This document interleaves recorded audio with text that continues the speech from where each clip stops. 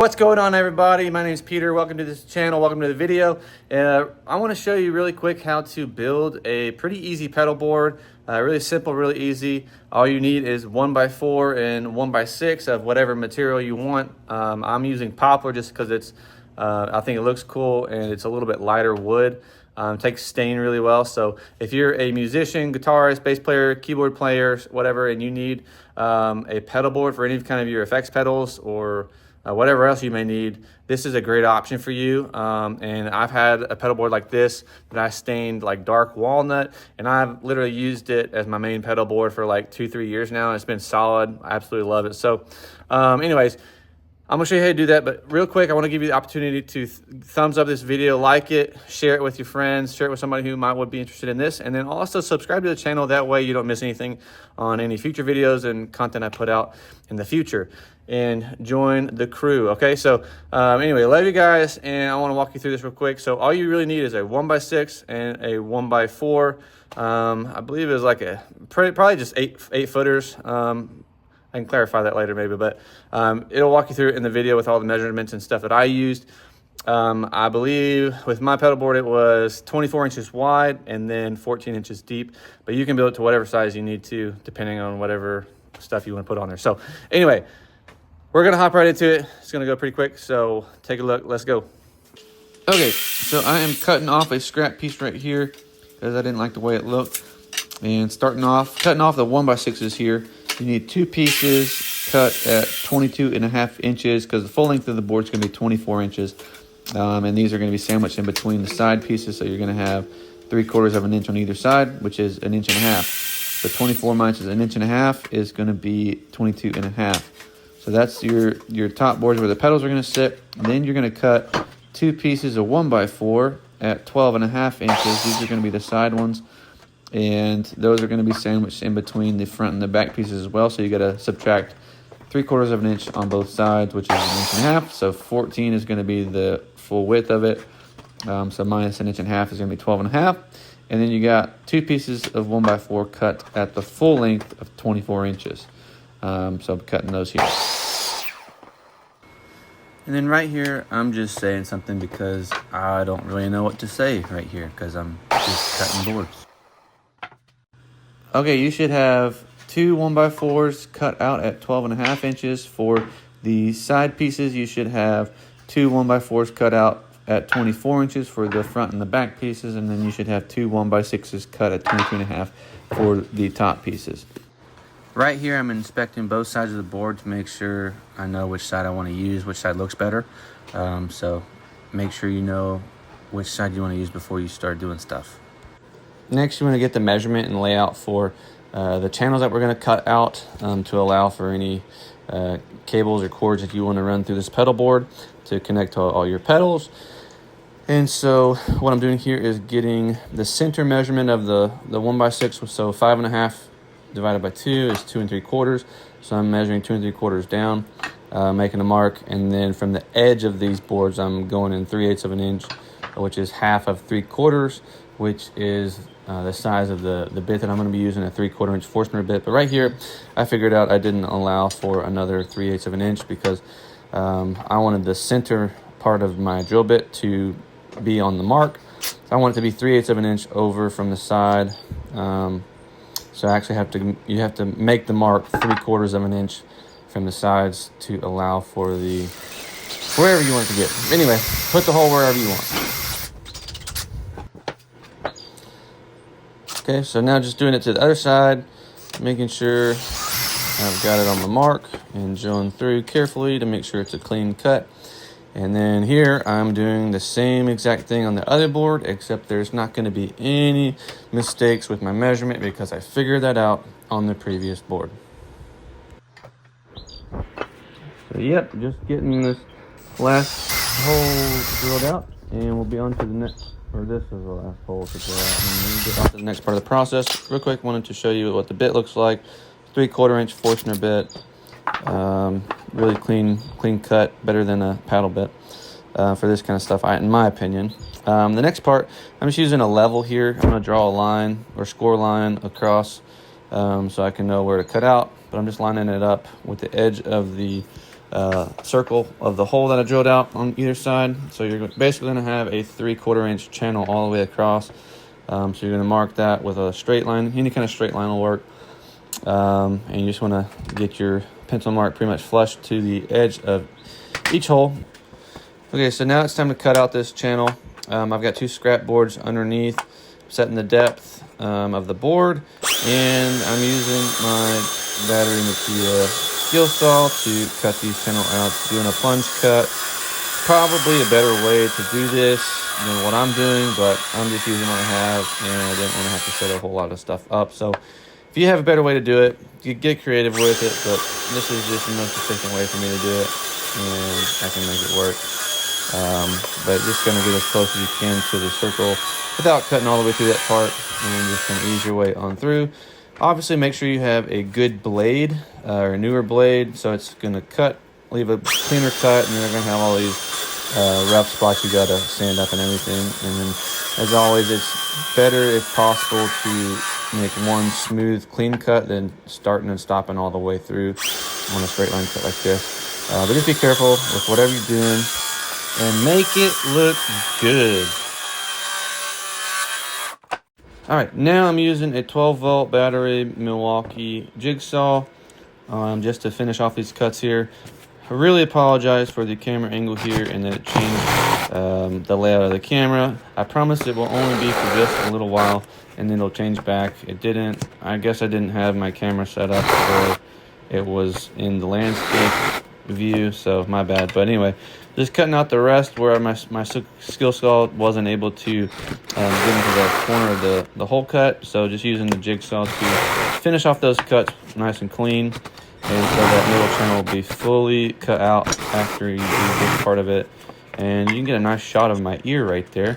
And here we have another horrible shot of the whole process, but right underneath my armpit. But this is the part where we use the side rail. So the 1x4 cut at 12.5 inches.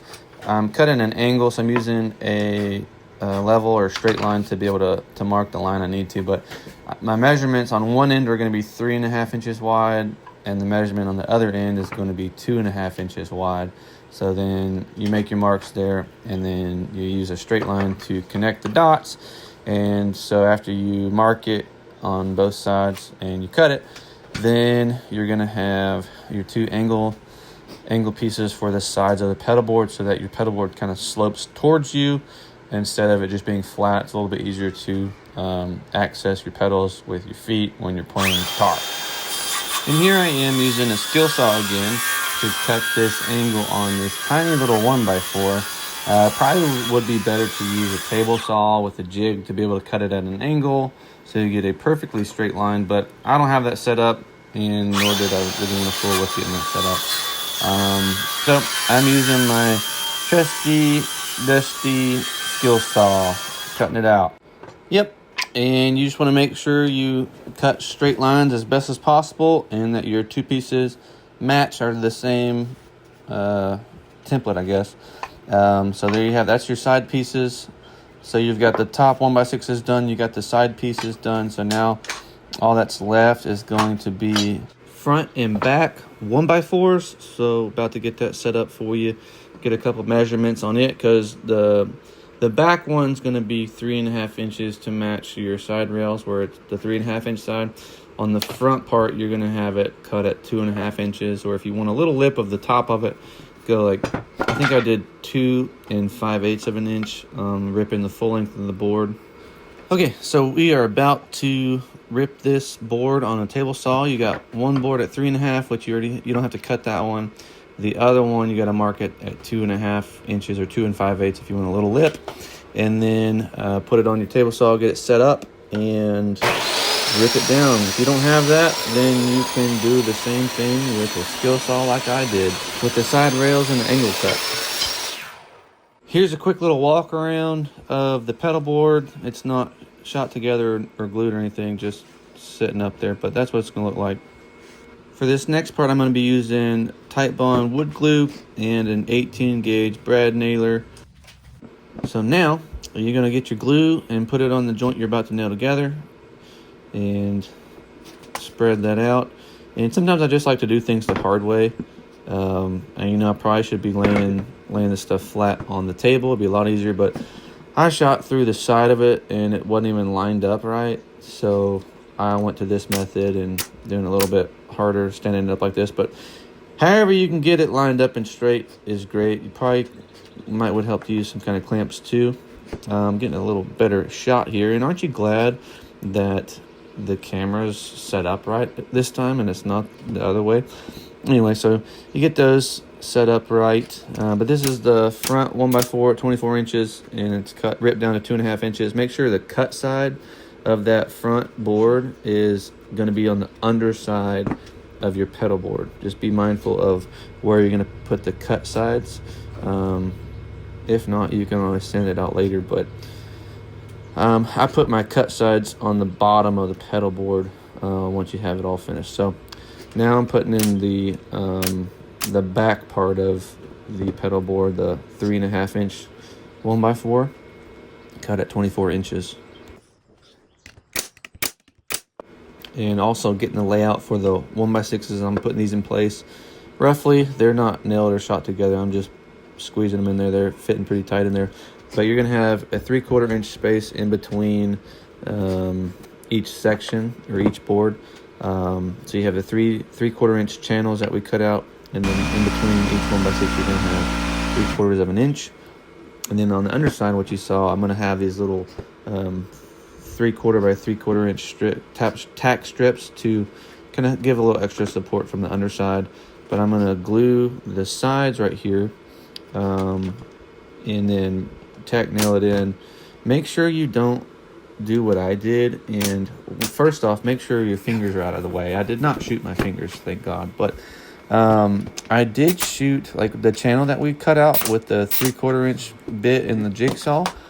I shot a nail right in between there, so the nail was just sticking out in the channel, and I had to cut it, and just a stupid rookie mistake there. So make sure that you're actually shooting the nails, if you're doing it that way, to where the nail is going to actually hit the main part of the wood. Like basically don't shoot the nail lined up with the 3/4 inch channel we cut out. That's really all what I'm trying to say here. But next part, you get a spacer. I got two 3/4 inch by 3/4 inch spacers right here, or scrap pieces, and I'm using that to space it out on either side of these 1x6s and get those in place and lined up to do the same exact thing. Put some glue on either side of that other 1x6, which I believe I already did, and make sure it's flush with the top, and tack nail those in on the meat of the board. See, I almost did it right in the middle of that channel again, but I hesitated because I realized what I was gonna do. So yeah, so then you're gonna do that on the other side, the same exact thing, and just making sure that it's flush and lined up with the top. Watch your fingers again, and let her rip. Fire that nail gun. And it's always a good thing to keep a wet towel or rag handy when you're using glue or anything like that. You want to wipe any excess glue that squeezes out. Wipe it off your board, because I'm going to stain it later, and that glue will come through the stain. So just cleaning up the board a little bit, and I'm going to next put in these little 3/4 inch tack strips or blocks up underneath the pedal board to add a little bit more sturdiness to it, I guess, and that way they're just not floating, just trim nailed. So I'm using 1.25 inch nails for this. You don't want to shoot through the side of the board. I was using 2-inch nails, I believe. So for these, you want to be using an 1.25 inch nail, so it's not gonna go through the side of your pedal board. So I'm just putting glue on the side, and then put it in place, lined up with the 1x6 on each side, and shoot it in place. And just to reiterate it again, you are gonna want to use 1.25 inch nails so you don't shoot through the side of the pedal board.